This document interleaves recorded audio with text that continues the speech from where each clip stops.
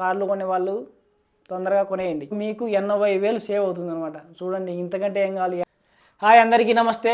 ఈరోజు టాపిక్ వచ్చేసి central government తగ్గించేసినటువంటి GST గురించి మాట్లాడుకుందాం.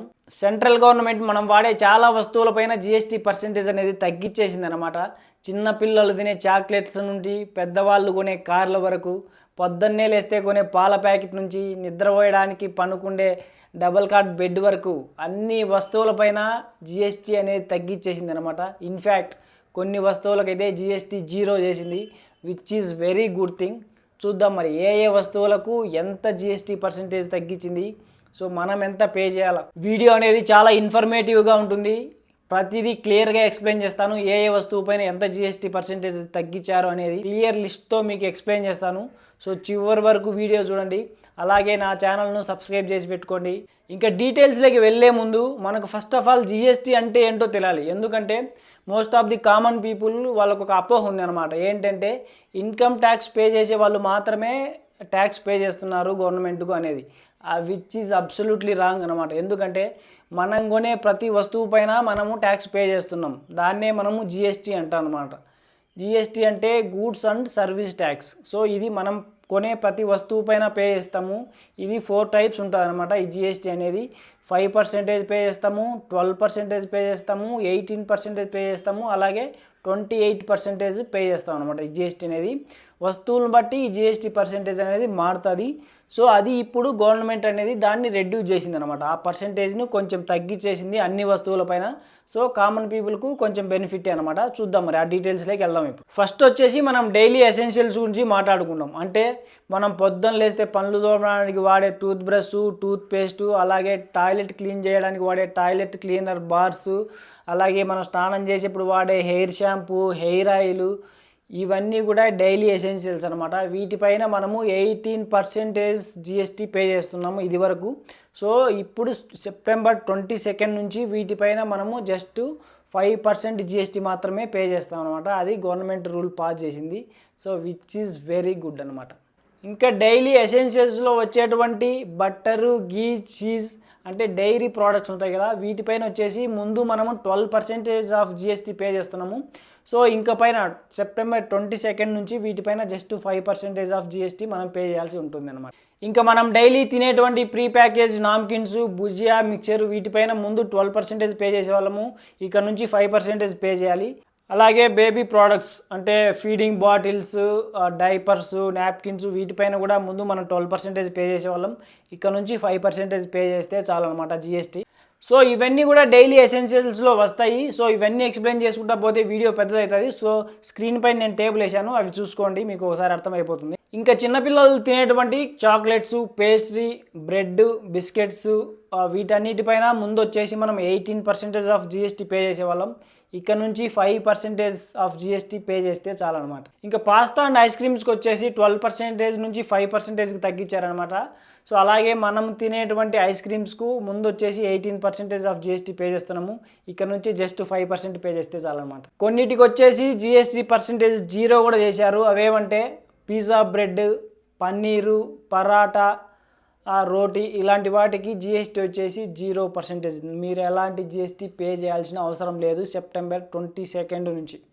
ఇప్పుడు ఇంకా డ్రింక్స్ విషయానికి వస్తే, సో వీటిపైన జిఎస్టీ ఎంత తగ్గించారంటే డ్రింకింగ్ వాటరు, అలాగే fruit juices, so beverages which is containing milk, soya milk drinks వీటన్నిటిపైన ముందు వచ్చేసి మనం 12% ఆఫ్ జిఎస్టీ పే చేసేవాళ్ళం, ఇక్కడ నుంచి జస్ట్ 5% పే చేస్తే చాలన్నమాట. ఇంకా కొన్ని డ్రింక్స్ పైన వచ్చేసి జిఎస్టీ పర్సెంటేజ్ అనేది ఇంక్రీజ్ చేశారనమాట. నాన్ ఆల్కహాలిక్ డ్రింక్స్, అలాగే క్యాఫినేటెడ్ డ్రింక్స్ వీటిపైన 40% అనేది ఇప్పుడు మనం పే చేయాలన్నమాట సెప్టెంబర్ 22 నుంచి. ముందు వచ్చేసి మనం 18%, 28% పే చేసేవాళ్ళం వీటిపైన జిఎస్టీ. సో ఇక్కడ నుంచి సెప్టెంబర్ 22 నుంచి వీటిపైన వచ్చేసి 40% ఆఫ్ జిఎస్టీ పే చేయాల్సి ఉంటుంది అనమాట. బట్ టొబాకోతో తయారు చేసే వాటిపైన వచ్చేసి జిఎస్టీ పెంచేసారనమాట. సో సిగరెట్స్ అలాగే టొబాకో వీటిపైన వచ్చేసి మనం ముందు 28% ఆఫ్ జిఎస్టీ పే చేసేవాళ్ళం, ఇక్కడ నుంచి 40% జిఎస్టీ పే చేయాల్సి ఉంటుందన్నమాట. సో బీడీస్కి ఒక్కదాంటికి జిఎస్టీ పర్సెంటేజ్ తగ్గించారన్నమాట. సో బీడీ పైన జిఎస్టీ పర్సెంటేజ్ వచ్చేసి ముందు 28 ఉన్నది, ఇక్కడ నుంచి 18% ఆఫ్ జిఎస్టీ పే చేయాల్సి వస్తుందన్నమాట బీడీ పైన. సో ఈ టొబాకో ఉత్పత్తుల్లో బీడీ పైన ఒక్కదానిపైనే ఈ జిఎస్టీ అనేది తగ్గించారు, మిగిలిన వాటిపైన పెంచేశారనమాట. ఇంకా ఆటోమొబైల్స్ విషయానికి వస్తే ఎవరన్నా కొత్తగా కార్లు కానీ బైక్స్ కానీ కొనాలనుకుంటే నిజంగా వాళ్ళకి ఇది పండగ లాంటి న్యూసే అనమాట. సో వాటిపైన కూడా జిఎస్టీ అనేది చాలా వరకు తగ్గించేశారు ఈ పర్సెంటేజ్ అనేది. సో చూద్దాం మరి వేటిపైన ఏ వెహికల్ పైన ఎంత జిఎస్టీ పర్సెంటేజ్ అనేది తగ్గించారనేది ఇప్పుడు నేను ఎక్స్ప్లెయిన్ చేస్తాను. ఫస్ట్ కార్స్ విషయానికి వస్తే ఏవైతే పెట్రోల్ కార్స్ ఉన్నాయో, అలాగే పెట్రోల్ హైబ్రిడ్ కార్స్, అలాగే సిఎన్జి ఎల్పిజి కార్స్ ఉన్నాయో, సో ఇవి కూడా 1200 cc బిలో ఉంటాయో వాటికి వచ్చేసి ముందు మనం వచ్చేసి జిఎస్టీ వచ్చేసి 28% పే చేసేవాళ్ళం. ఇక్కడ నుంచి 18% పే చేస్తే చాలన్నమాట, విచ్ ఈజ్ వెరీ గుడ్ అనమాట. ఎందుకంటే కార్స్ మినిమం ఒక 10 lakhs అన్న పెట్టి కొంటాము కార్ అనేది. సో ఈ 10% ఆఫ్ జిఎస్టీ తగ్గినా కూడా మనకు చాలా అమౌంట్ అనేది సేవ్ అవుతుందన్నమాట. సో కార్లు కొనే వాళ్ళు తొందరగా కొనేయండి. అలాగే డీజిల్ కార్స్ కూడా, సో ఏవైతే డీజిల్ కార్స్ ఉన్నాయో వాటికి 1500 cc బిలో ఉండే ఆ కార్స్ అన్నింటికి కూడా 28% జిఎస్టీ నుంచి 18%కి తగ్గిందనమాట. సో వీటికి కూడా 10% ఆఫ్ జిఎస్టీ తగ్గించారు. సో దీంట్లో కూడా ఎక్కువ అమౌంట్ సేవ్ చేసుకునేదానికి ఛాన్సెస్ ఉందన్నమాట. ఇంకా 3-wheeler వెహికల్స్ కూడా 28% నుంచి 18%కి తగ్గించారు. అలాగే మోటార్ బైక్స్ అంటే బైక్స్కి వచ్చేసి 350 cc బిలో ఉండే బైక్స్ కూడా 28 నుంచి 18% ఆఫ్ జిఎస్టీకి తగ్గించారనమాట. సో వీటన్నిటికి కూడా 10% ఆఫ్ జిఎస్టీ తగ్గించారు ఈ వెహికల్స్కి అన్నింటికి కూడా. ఈ జిఎస్టీ తగ్గించడం అనేది కార్స్ కొనే వాళ్ళకు చాలా బెనిఫిట్ అన్నమాట.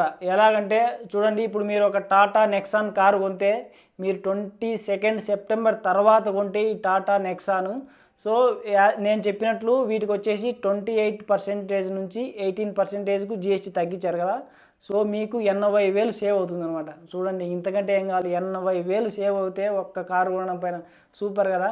అలాగే మారుతి సుజుకి స్విఫ్ట్ కొంటే, ఈ కారు కొంటే మీకు దగ్గర దగ్గర 47,000 సేవ్ అవుతుంది అనమాట. సూపర్ కదా.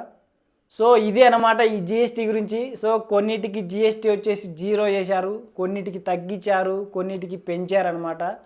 సో ఇది ఖచ్చితంగా కూడా కామన్ పీపుల్కు బెనిఫిటే అనమాట. సో కార్లు కొనేవాళ్ళు కానీ బైకులు కొనేవాళ్ళు కానీ 22 సెప్టెంబర్ వరకు ఆగండి, తర్వాత కొనండి, మీరు మనీ సేవ్ చేసుకోండి. సో ఇంతే అనమాట. ఫుల్ డీటెయిల్గా చెప్పాలంటే మొత్తము వీడియో లెంత్ ఎక్కువైపోతుంది. సో అందుకనే ఈ వీడియో ఇంతతో స్టాప్ చేస్తున్నాను. సో వీడియో నచ్చినట్టయితే ఖచ్చితంగా లైక్ చేసి షేర్ చేసి నా ఛానల్ సబ్స్క్రైబ్ చేసి పెట్టుకోండి. So that's it guys, thank you.